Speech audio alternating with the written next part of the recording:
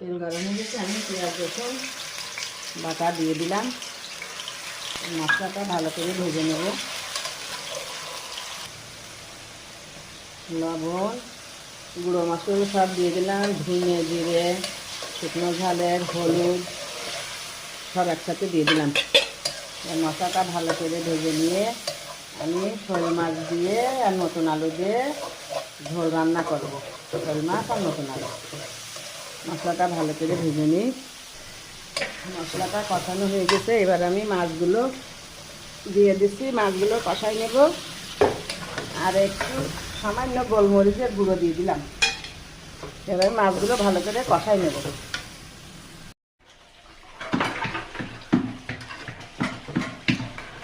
মাছটা আমি ভালো করে কষাই নিচ্ছি।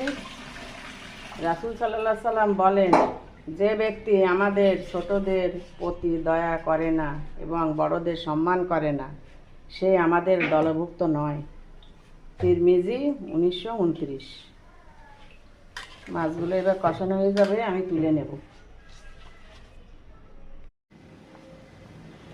আলুগুলো সেদ্ধ হয়ে গেছে, আমি এবার মাছগুলো দিয়ে দিলাম। কষিয়ে তুলে রেখেছিলাম মাছগুলো, শোল মাছ।